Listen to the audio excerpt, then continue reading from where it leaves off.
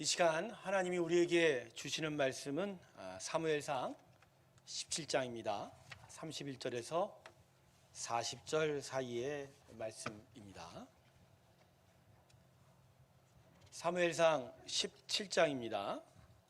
31절에서 40절까지의 말씀입니다.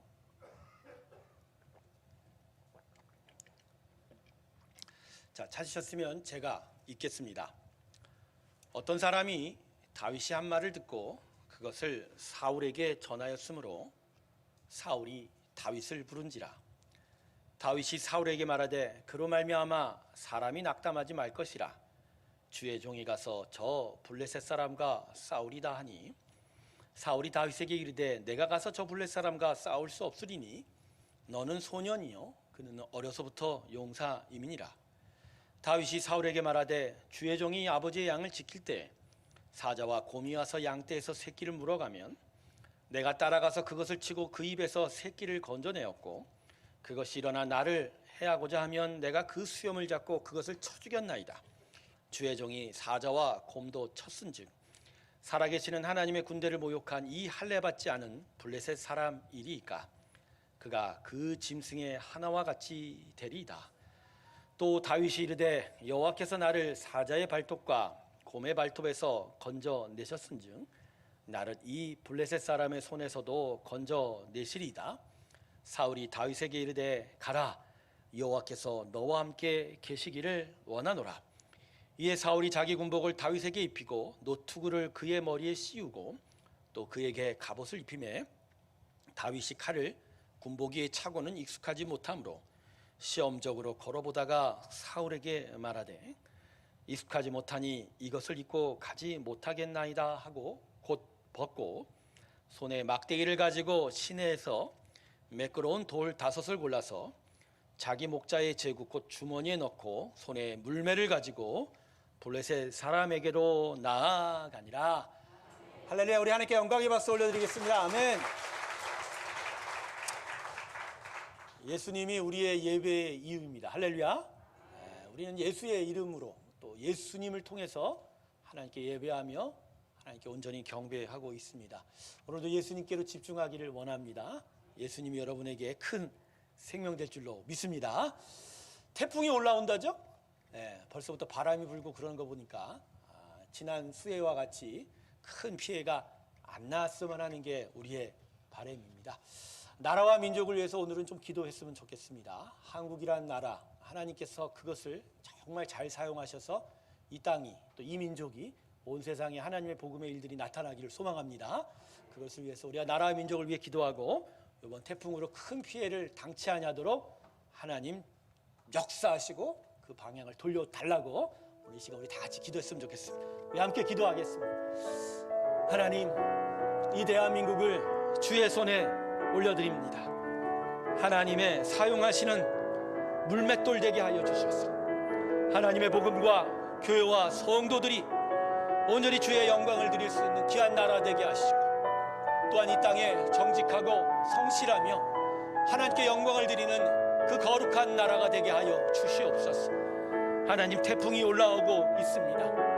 하나님, 그 길에 함께 하셔서 도와주시옵소서. 피해가 적도록 하여 주시옵시고 이길 수 없는 우리의 연약함 위에 하나님의 도우심을 허락하여 주셔서 크신 은혜로 이 가운데 임하여 주시옵소서. 저희의 기도 가운데 함께 하시고 하나님께 영광을 구하는 우리 모두의 기도가 되게 하여 주시옵소서. 주여 우리와 동행하여 주시옵소서. 대한민국을 주의 손에 올려드립니다. 이 땅, 이 나라, 이 백성들이 하나님의 손에 의하여 쓰임받는 도구 되기 원합니다. 주의 나라를 이루어 주시옵소서. 주의 나라를 온전히 이루어 주시옵시고 이 땅이 거룩하고 정직하며 성실하여 온 나라가 하나님을 향하여 예배하는 귀한 땅 되도록 이 나라, 이 백성 그리고 세운 지도자들을 축복하여 주시옵소서. 교회와 성도들이 예배할 때 주의 능력이 나타나기를 원합니다. 예수의 이름으로 나온 하나님의 백성들에게 오늘 축복하여 주시옵소서. 태풍의 길을 조종하여 주시고 하나님 그 모든 일들에 대비하는 저희 되게 하시고 하나님 동행하여 주셔서 피해가 없도록 주님 역사하여 주시옵소서. 성령의 충만 가운데 있기 원합니다. 말씀이 선포되어질 때 하나님의 영혼의 귀가 열려지는 귀한 일이 있게 하여 주시옵소서. 감사드리며 예수님의 이름으로 기도드립니다. 아멘. 본문에 담긴 이야기는 아주 우리에게 익숙한 얘기죠. 거인 골리앗 앞에 5돌멩이를 쥐고 섰던 이 소년 다윗의 무용담은 우리 교회 성도들만 아니라 교회를 다니지 않는 사람들도 참 익숙한 이야기죠. 그래서 거대한 힘을 가진 상대에 맞서 싸우는 작고 평범한 사람들의 이야기는 의뢰의 부제가 이렇게 붙죠. 다윗과 골리앗의 싸움이다, 이렇게 붙죠. 그러면 이처럼 세상 사람들도 익숙하게 알고 있는 이 골리앗과 다윗의 이야기의 매력이 뭘까요? 통쾌한 감정일 거예요. 그죠?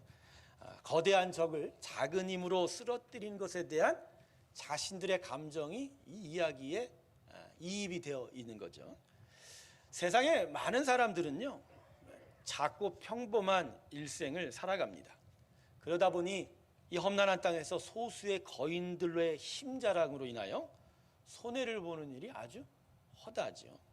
그러다 보니 거인들에 대한 일종의 복수심이 우리 가운데 있고요, 자신의 작고 초라한 현실에 대한 아픔과 고통도 우리 가운데 있습니다. 그래서 이 성경의 이야기지만 거인 골리앗을 작은 돌멩이로 쓰러뜨린 이 다윗의 이야기는 작고 평범하고 초라한 나를 위로해 주는 이야기로 들리고, 좀 더 나아가면 나도 다윗처럼 거인과 맞서 싸워 이길 수 있다, 이러한 용기도 가지게 만듭니다. 그러나 성도 여러분, 오늘 본문의 다윗의 이야기는 그런 차원에서 기록된 말씀이 전혀 아닙니다. 전혀 아니에요. 통쾌한 복수, 자신을 격려하는 용기, 거대한 악을 넘어뜨리는 그런 정의, 이런 것들은 오늘 본문의 주제와는 거리가 너무 먼 것이에요. 그건 사실 세상 나라가 이야기하는 거죠. 성경 말씀의 주요 초점이 무엇이죠? 하나님께서 기뻐하시는 것이 무엇이냐는 거죠. 자, 성경 말씀의 주요 초점이 뭐라고요? 하나님께서 기뻐하시는 것이 뭐냐? 사람이 좋아하고 세상이 기뻐하는 것이 결코 아닙니다. 그래서 여러분, 성경의 주어는 무엇보다 하나님이십니다. 할렐루야. 하나님이 주어세요. 사람은요, 목적어나 보호가 될 뿐입니다. 성경은 하나님이 일하시는 것에 대해서 말씀하지 사람의 이야기를 얘기하지 않습니다. 하나님은 일하시고 사람은 그 하나님을 쫓아 따라가 순종하는 것에 대해서 이야기하는 거죠. 오늘 본문이 이것을 아주 분명하게 우리에게 가르쳐주고 있습니다. 그래서 본문의 메시지는 세상과는 다른 차원에서 전개되고 있어요. 오늘 본문의 메시지는 하나님 나라와 관계있고 하나님이 원하시는 삶의 방식과 관계있고, 좀 더 구체적으로 얘기하면 하나님께서 우리의 삶을 어떻게 다스리기를 원하고, 그래서 우리가 무엇에 집중해야 되는지를 얘기하고 있습니다. 성도 여러분, 오늘 본문에는요, 서로 상반된 두 개의 이야기가 서로 교차가 되고 있습니다. 그 하나는 하나님이 기뻐하지 않는 사울의 방식이고, 하나는 하나님께서 원하시는 다윗의 모습입니다. 여러분, 사울 왕이 누구죠? 하나님께서 이스라엘 백성을 위하여 세우신 첫 번째 왕이죠. 하지만 이내 하나님은 사울을 버리시고 두 번째 왕인 다윗을 세웁니다. 그래서 사무엘상 오늘 본문이 17장이지만 이전 장인 16장은 하나님께서 사무엘 선지자를 이새의 집에 보내 그 집의 8째 아들인 다윗의 머리 위에 기름을 부어 그를 왕으로 세운 일이 기록되어 있습니다. 그러니까 그 일 다음에 오늘 17장의 이 본문은 사울의 방식과 다윗의 모습이 서로 교차가 되면서 왜 하나님께서 사울을 버리셨는지, 그리고 왜 하나님이 다윗을 선택했는지에 대해서 우리에게 가르쳐주고 있습니다. 자, 그러면 본문에 교차된 두 가지 이야기가 뭘까요? 첫 번째는 사울의 방식입니다. 사울의 왕의 치세는요, 블레셋과의 전쟁으로 점철되어 있다라고 해도 과언이 아닙니다. 계속되는 블레셋 사람들과의 전쟁 속에서 점차 사울 왕과 이스라엘 군대는 밀리게 되었습니다. 블레셋이 군사가 많았기도 하지만 아주 중요한 요소 하나가 있어요. 거인 골리앗을 장군으로 세웠기 때문입니다. 여러분, 골리앗의 키를요, 성경에 있는 단위를 이렇게 지금의 단위로 환산해 보면 거의 키가 3m에 육박합니다. 키가 몇 미터? 3m. 저보다 한 1.7배 정도는 크죠. 아마 이 천장을 뚫지 않았을까? 3m. 아마도 이스라엘 백성의 정탐꾼들이 가나안 땅을 보고 놀랬던 그 거인 자손의 후손이 바로 이 골리앗이 아닌가 생각하죠. 그러다 보니까 이 골리앗이 입은 갑옷의 무게만 성인 여성보다 더 무거워요. 갑옷의 무게만 51kg. 손에 든 창의 무게만 쉽게 들지 못하는 7kg 정도가 되었다는 거예요.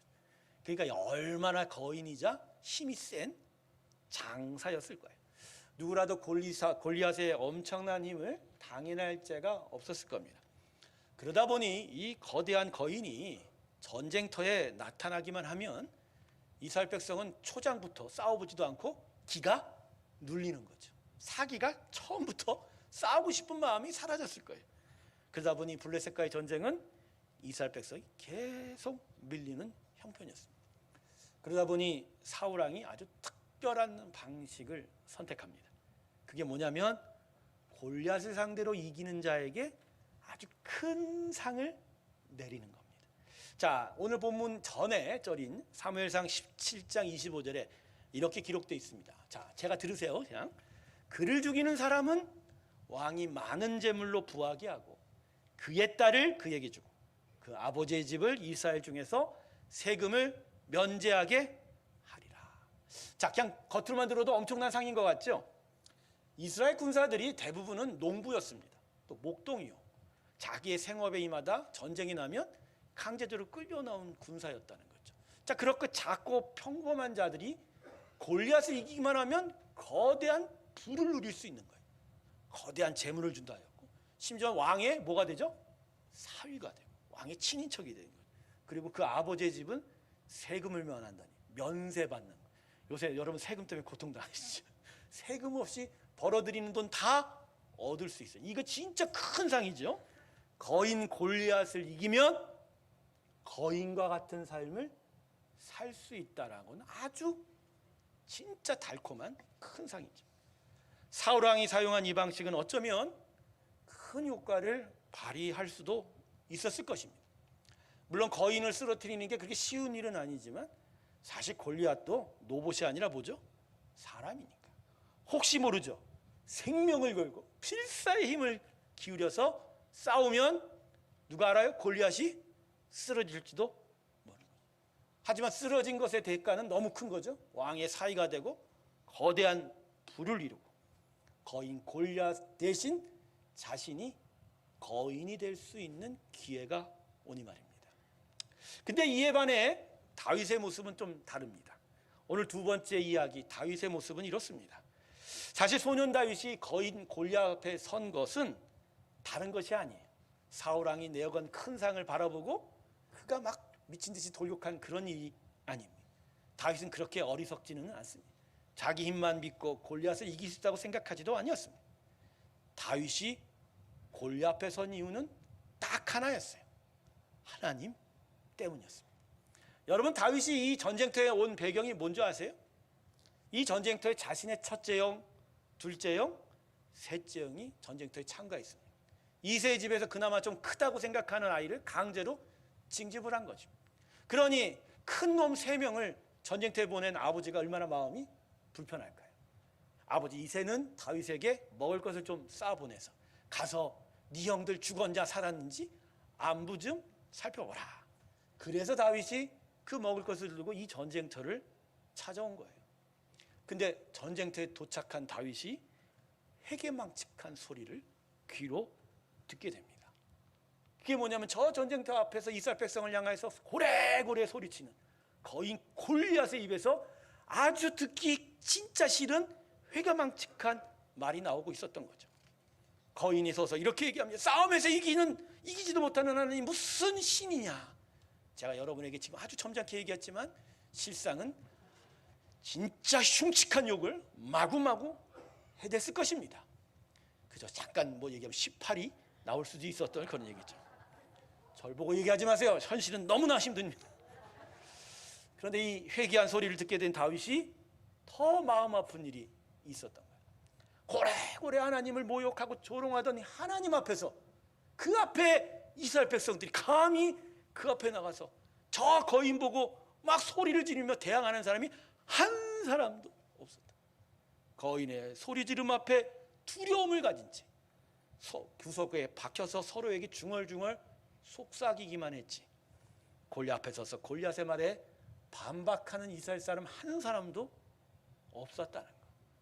다윗은 저 거인이 말한 말에 더 화가 났지만 오히려 이스라엘 백성들 때문에, 그 군사들 때문에 마음이 더 많이 아프고 화가 났을 것입니다. 이 순간 다윗은 하나님께 모욕당하는 일에 집중하게 됩니다. 어떻게 만군의 여호와를 이렇게 욕하지? 어떻게 저 조롱의 소리에 우리들 중에 한 사람도 나서서 반박을 하지 못하지? 다윗은 전쟁터를, 군사를 향하여 가던 발걸음을 옮겨 거인 골리앗 앞으로 한 걸음 한 걸음 다가서고 있습니다. 내가 저 골리앗을 무찌르리라. 하지만 그 모습을 본 사울 왕은 이내 사람을 보내서 다윗을 말리게 되죠.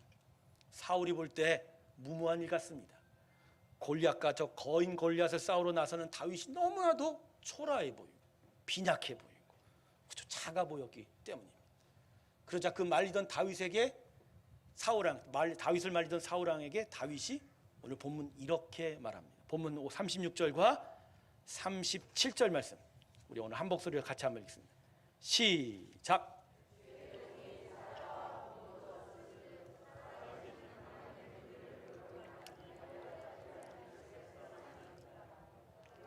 짐승의 하나와 같이 되리이다. 또 다윗이 이르되 여호와께서 나를 사자의 발톱과 곰의 발톱에서 건져내셨으니 나를 이 블레셋 사람의 손에서도 건져내시다. 아멘. 예, 거기까지. 아멘. 예, 사울왕, 말리던 사울왕에게 다윗이 이렇게 얘기하는 겁니다. 저 무식하지 않아요. 예, 저 지금 용기만 출중한 게 아니에요. 하나님은 내가 들판에서 양을 돌볼 때 늑대와 곰과 사자를 싸워 이기게 하셨습니다. 그 하나님이 지금 나와 함께 하십니다. 이 하나님이 모욕받는 가운데 내가 나서면 하나님이 나를 지켜주실 뿐만 아니라 이기게 하실 것입니다. 예. 다윗의 대답에 사울왕이 잠시 멈칫거렸을 거예요. 하지만 이렇게 생각한 거예요. 다윗의 말이 맞기는 한데 말입니다. 사울왕도 하나님을 섬기는 자였죠. 하지만 또 다른 마음이 그 안에서 솟아납니다. 그렇다고 저 작고 초라한 다윗이 어떻게 골리앗을 이길 수 있을까? 그래서 사울왕은 자신의 방식을 또 다윗에게 전하기 시작합니다. 자기의 갑옷을 입히는 거죠. 갑옷이라도 입히면 좀 뭔가 다윗이 달라지지 않을까라는 막연한 기대 때문이었죠. 하지만 다윗은 어땠습니까? 강요하니까 입어보긴 했지만 갑옷이 너무 큰 거예요. 그러다 보니까 움직일 수도 없고 골리앗 앞에 가기도 전에 넘어질 것 같았습니다. 그래서 갑옷을 벗고 사울이 주는 칼을 내던졌습니다. 대신에 다윗은 그저 자신이 입고 온 옷 그대로, 다만 개울가에서 돌멩이 5개를 잡았습니다. 자신이 들판에서 늑대와 곰과 사자를 쫓아냈던 그때, 그래서 하나님이 나를 도와주시고 역사하던 그때 그 모습, 그 작고 초라한 모습으로 그냥 사울에게 나갔던 겁니다. 다른 어떤 방식을 택한 것이 아니라 그저 하나님이 나와 함께 하실 것을 말합니다. 성도 여러분, 오늘 본문에서 비교되는 이 서로 상반된 두 가지의 축, 이 이야기들이 교차되면서 그 결과가 어떻게 됐죠? 우리가 익히 아는 바죠. 교회 학교 아이들도 이 얘기는 잘합니다. 다윗이 골리앗 앞에 섰더니 어떻게 됐죠? 골리앗이 쓰러졌어요. 아이들은 그렇게 소리칠 겁니다. 골리앗이 쓰러졌대요. 다윗이 어떻게 했죠? 돌멩이를 던졌어요. 자, 퀴즈. 돌멩이를 몇 번 던졌을까요? 저분에게 복이 있을지어다. 초전박살 한 번에 쫙 가서 골리앗의 이마에 맞았습니다. 돌멩이 하나에 거인이 쓰러지고 작은 소년이 거인 장군을 이겼습니다. 여러분, 오늘 본문이 말하려고 하는 게 결국 뭐죠? 본문이 말하려고 하는 승리가 뭐냐고요?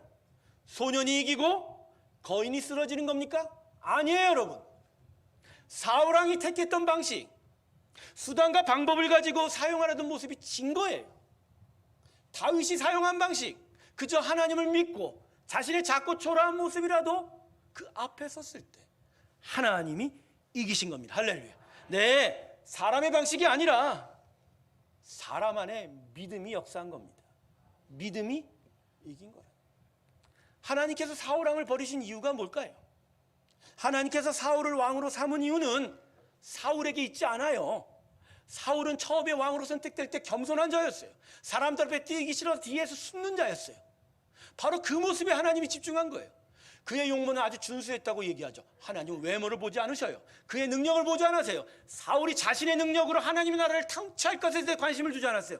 그저 사울이 하나님께 순종하도록 하나님을 높이 보고 하나님의 말씀을 따르는 것에 집중했던 거죠.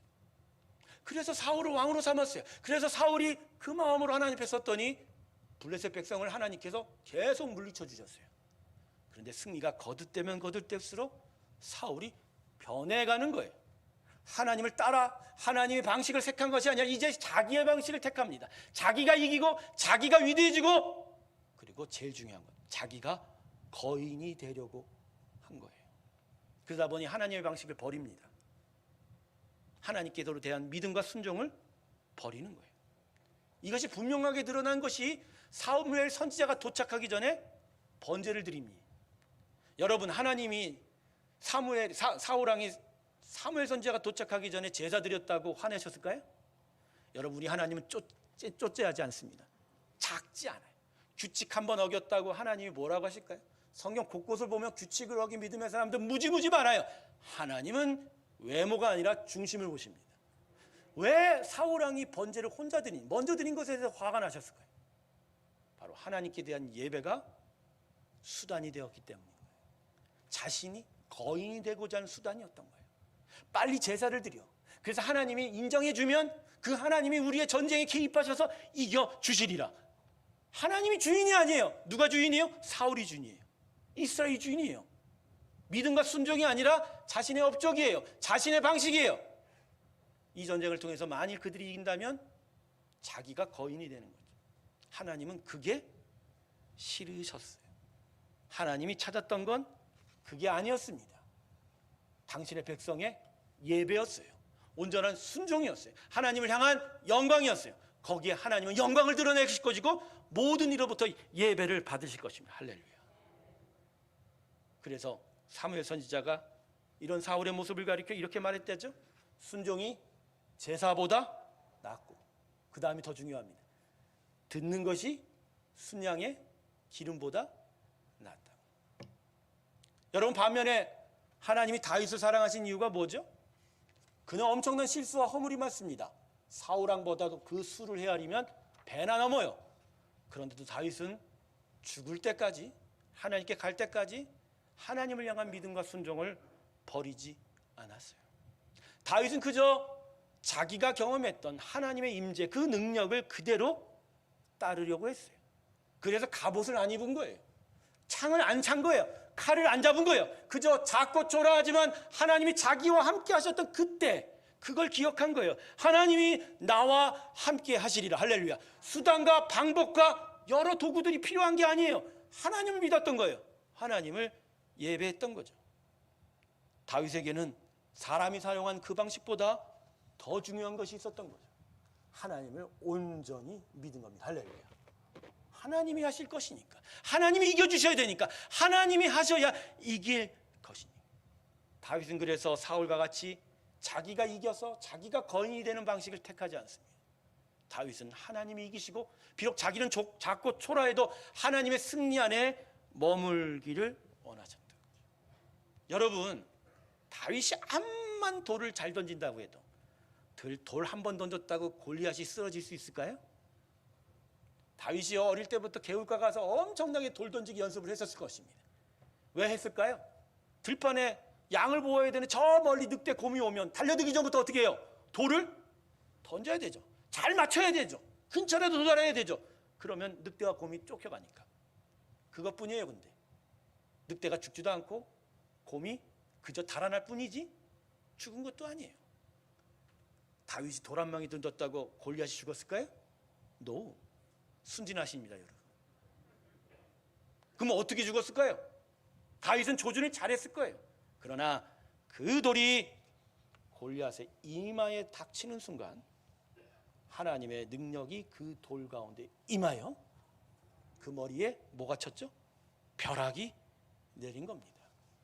이스라엘 백성이 걸어서 성을 돌기만 했지만 하나님께서 그 성 밑부리에서 계속 성을 흔들려 그 한 번의 함성으로 여리고성이 무너졌듯이 이 승리는 다윗이 한 게 아니라 누가 하셨다고요? 하나님. 어떻게 해요? 그죠? 다윗은 하나님을 믿고 하나님을 높이고 바로 그 자리에 섰을 때 하나님이 역사한 거라는 거죠.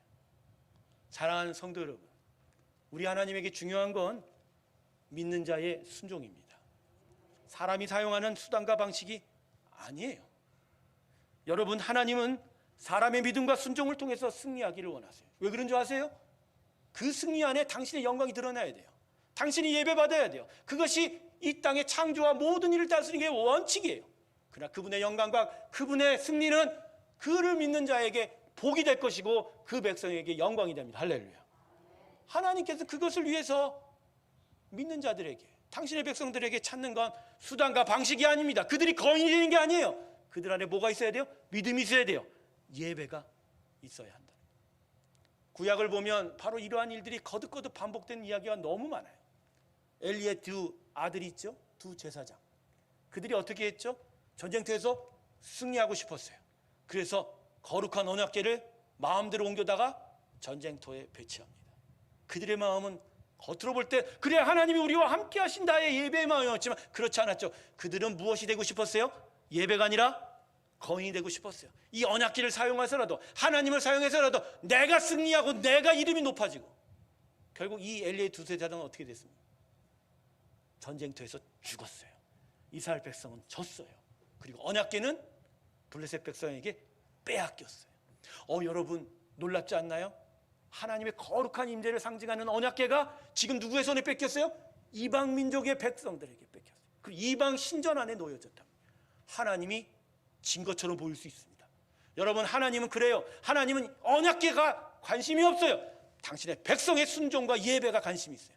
언약궤 이방 백성의 손에 들어가고 신전에 놓여져도 전혀 하나님은 그 거룩함이 손상되지 않습니다. 할렐루야. 어리석은 인간이에요. 지혜롭지 못한 인간이에요. 하나님을 알지 못하니까 수단과 방법으로만 하나님을 쫓다가 엘리의 두 제사장은 전쟁터에서 죽어버린 겁니다. 하지만 다윗은 달랐죠. 다윗이 왕위에 오르자마자 첫 번째 한 일이 뭐였죠? 언약궤였어요.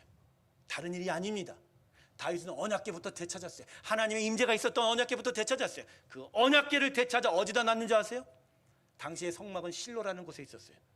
당연히 언약궤는 실로 성막 안에 지성소에 들어가죠. 다윗은 그렇지 않았어요. 예루살렘 시온 언덕 위에 언약궤를 놓고 자신이 텐트를 칩니다. 자기가 예배 처소를 만든 거예요. 이른바 성경이 얘기하는 다윗의 장막인 거예요. 그리고 왕이 되자마자 첫 번째 한 일이 뭐죠? 언약궤를 가져오면서 온통 빨가벗고 춤을 추기나 그 다윗의 장막에서 하나님을 향하여 예배하는 일이 다윗의 삶 가운데 나와. 그것이 이스라엘 백성의 삶의 중앙에 세워질 때 하나님은 그 다윗의 장막으로부터 위대한 나라를 세워가기 시작했어요. 그게 다윗의 나라, 바로 하나님의 나라입니다. 할렐루야. 이스라엘 백성은 바로 그 영광 가운데 있었던 거죠. 사랑하는 새롭게 성도 여러분, 하나님은 우리에게서 믿음을 찾으시지 수단과 방식을 찾지 않으십니다. 믿음과 순종을 찾으시지 수단과 방법을 찾는 마음들을 기뻐하지 않는다는 거예요. 그래서 우리의 삶의 중심적인 생각이 바뀌어야 합니다. 특별히 우리 마음에, 우리의 심령에 무엇이 중심에 세워져야 될지가 바뀌어야 해요. 무엇보다 하나님의 사람은 예배와 믿음으로 살아갑니다. 할렐루야. 예, 우리가 우리 인생에 세워야 될 결정은 하나님을 진정 사랑하고 그분을 높이며 그분을 만나기를 원하는 예배가 세워져야 돼요. 그리고 그 예배 위에 우리가 살아가는 방식은 무엇보다 믿음인 거예요. 그분이 하실 것에 대한 믿음. 바로 거기서 하나님의 승리가 우리를 향하여 찾아오게 될 것이고 그분의 승리 안에 우리는 정말 복될 거라는 거죠. 그런데 많은 사람들이, 그것도 예수를 믿는 사람들이 여전히 자신의 승리를 찾고 있어요. 거인을 쓰러뜨리고 내가 대신 거인 되려고 하는 거예요. 거인을 무너뜨리고 내가 커 보이고 싶은 거예요. 거인을 죽여서라도 내가 거인이 되려고 하는 그 마음. 그 가운데 하나님은 수단이 되고 방법이 되고 그분은 예배받지 못하시고 사실은 내가 나를 예배하고 있는 거예요. 예수님을 통해서 사망 권세 모든 공중 권세를 십자가에서 물리치신 하나님의 승리가 이미 우리에게 주어졌는데 그 승리가 우리 안에 여전히 적용되지 못하는 건 왜일까요? 하나님의 능력이 없어서?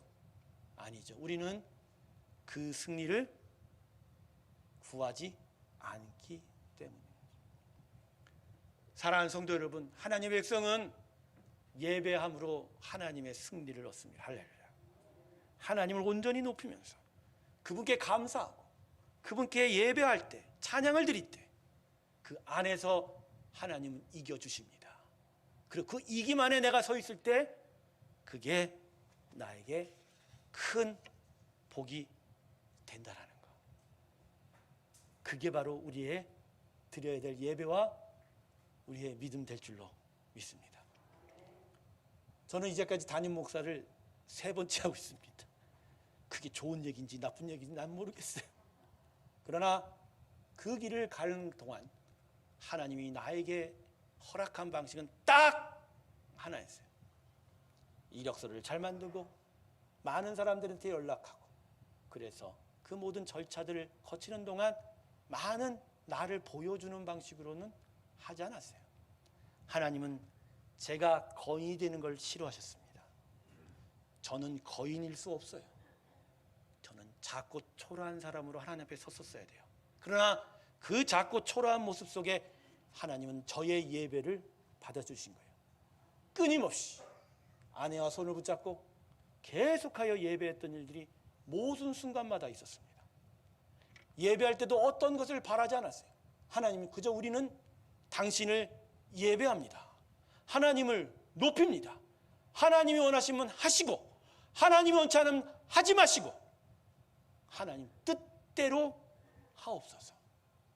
근데 그 예배의 길을 통해서 저의 길은 인도함을 받았습니다. 저 서쪽에서 제가 그 극심하게 시달리는 그 가운데 여러분 저의 모습을 기억하시나요? 어렵고 마음이 힘들 때, 그러나 제가 설 수 있었던 이유는 여러분의 응원과 위로도 있었지만 예배하는 그곳에 제가 서 있었어요. 코로나의 그 어려운 시간 속에 그러나 저는 예배 자리를 지켰고 끝까지 예배 터전에 있었습니다. 마지막 투표하기 전날 그 금요일 예배 마지막으로 예배하고 날 때 저는 제 아내와 부둥키고 얘기했습니다. 끝까지 예배를 포기하지 않았다고 말입니다. 중간에 너는 다 그만두려고 몇 번이나, 진짜 몇 번이나 사직서를 쓸 생각도 했었고 이 중에 몇 사람은 제 마음을 다 알고 있어요. 하지만 저는 예배하고 싶었어요. 근데 그게 바로 우리가 오늘 이 자리에 모인 이유입니다. 할렐루야. 다른 게 아니에요. 하나님은 우리에게 예배받기 원하세요. 진정한 예배받기를 원하세요. 우리의 실수와 허물과 그리고 우리의 아픔과 상처 가운데서도 하나님은 예배받기를 원하세요.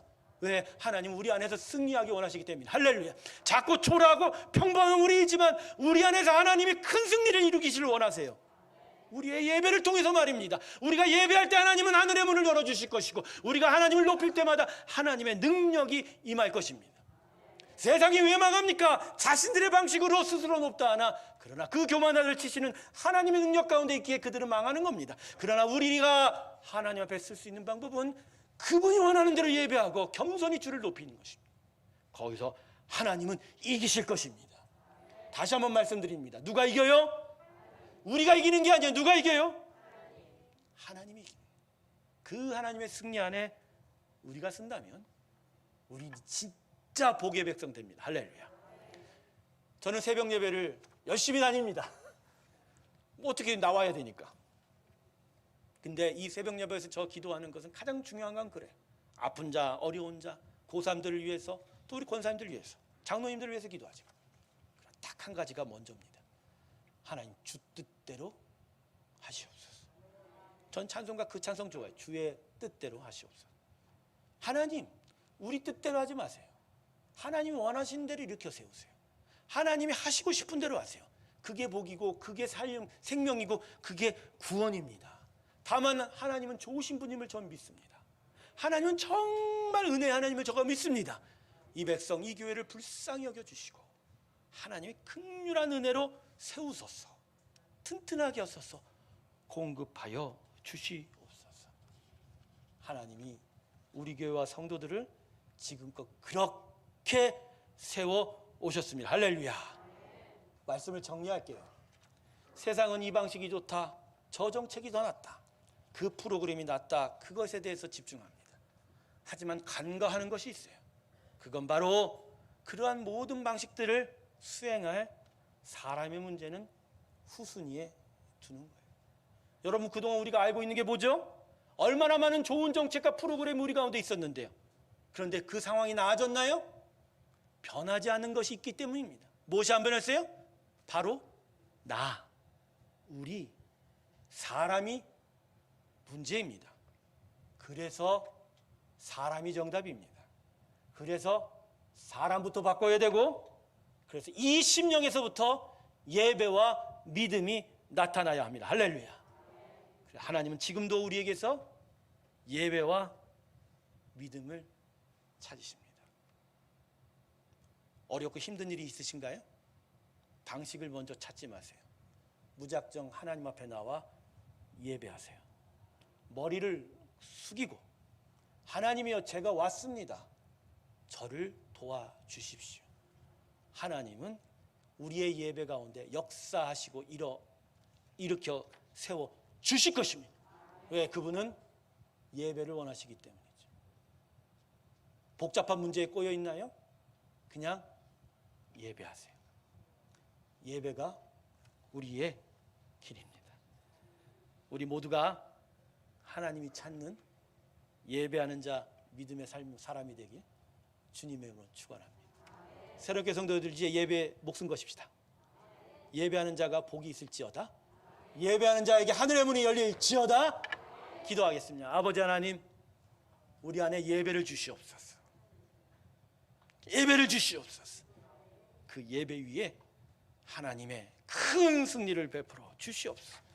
복을 받는 우리가 되게 하여 주시옵소서. 감사드리며 예수님의 이름으로 기도드립니다.